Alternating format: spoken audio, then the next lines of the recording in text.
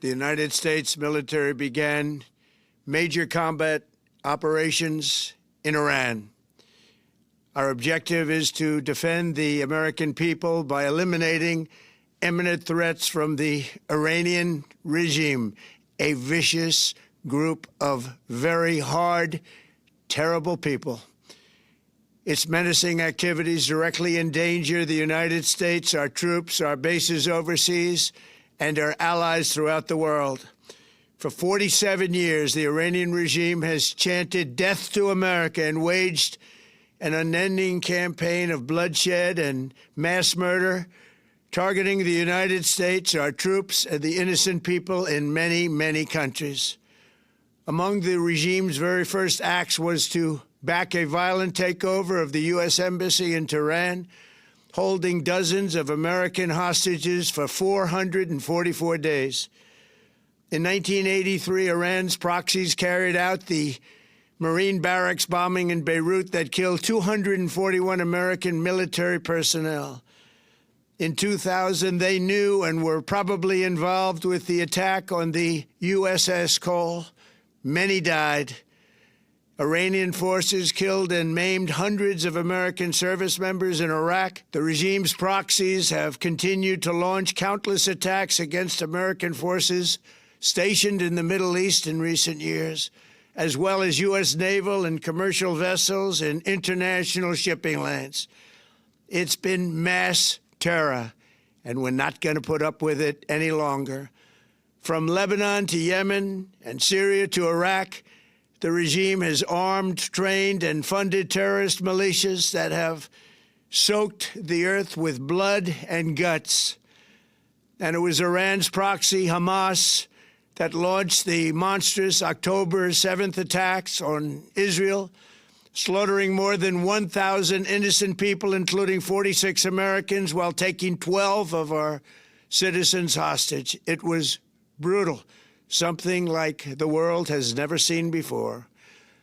Iran is the world's #1 state sponsor of terror and just recently killed tens of thousands of its own citizens on the street as they protested. It has always been the policy of the United States, in particular, my administration, that this terrorist regime can never have a nuclear weapon. I'll say it again, they can never have a nuclear weapon. That is why in Operation Midnight Hammer last June, we obliterated the regime's nuclear program at Fordow, Natanz, and Isfahan. After that attack, we warned them never to resume their malicious pursuit of nuclear weapons, and we sought repeatedly to make a deal. We tried. They wanted to do it. They didn't want to do it. Again, they wanted to do it. They didn't want to do it. They didn't know what was happening. They just wanted to practice evil. But Iran refused, just as it has for decades and decades. They've rejected every opportunity to renounce their nuclear ambitions, and we can't take it anymore.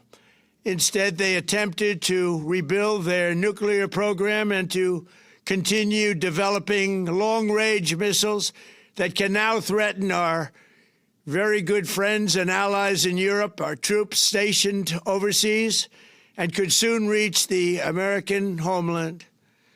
Just imagine how emboldened this regime would be if they ever had and actually were armed with nuclear weapons as a means to deliver their message. For these reasons, the United States military is undertaking a massive and ongoing operation to prevent this very wicked, radical dictatorship from threatening America and our core national security interests. We are going to destroy their missiles and raise their missile industry to the ground. It will be totally, again, obliterated. We're going to annihilate their Navy. We're going to ensure that the region's terrorist proxies can no longer destabilize the region or the world and attack our forces and no longer use their IEDs or roadside bombs, as they are sometimes called, to so gravely wound and kill thousands and thousands of people, including many Americans. And we will ensure that Iran does not obtain a nuclear weapon. It's a very simple message. They will never have a nuclear weapon. This regime will soon learn that no one should challenge the strength and might of the United States Armed Forces. I built and rebuilt our military in my first administration, and there is no military on earth even close to its power, strength, or sophistication. My administration has taken every possible step to minimize the risk to U.S. personnel in the region. Even so, and I do not make this statement lightly, the Iranian regime seeks to kill. The lives of courageous American heroes may be lost, and we may have casualties. That often happens in war. But we're doing this not for now. We're doing this for the future, and it is a noble mission. We pray for every service member as they selflessly risk their lives to ensure that Americans and our children will never be threatened by a nuclear-armed Iran. We ask God to protect all of our heroes in harm's way, and we trust that, with his help, the men and women of the armed forces will prevail.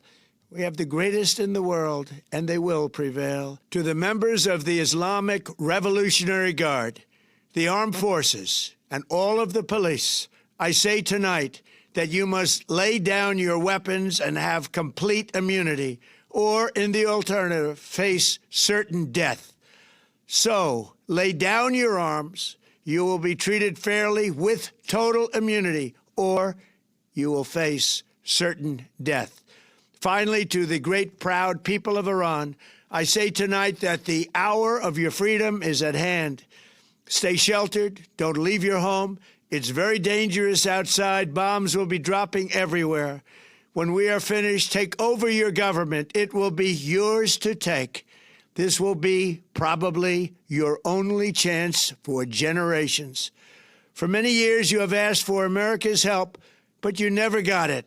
No president was willing to do what I am willing to do tonight. Now you have a president who is giving you what you want. So let's see how you respond. America is backing you with overwhelming strength and devastating force.